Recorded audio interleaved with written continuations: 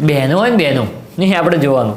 બટાકું ને બટાકું સાહેબ બટાકાનું શાક માર્કેટમાં જાય સાહેબ તો એવું બેસ ખરાબ બટાકાને બિચારાને એવી કે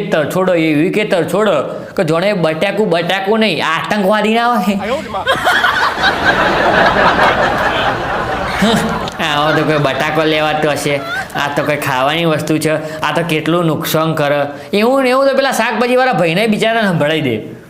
અને એનું એ જ બટાકું સાહેબ એનું એ જ બટાકું પાણીપુરીવાળાને લારીએ જાય પછી તો કે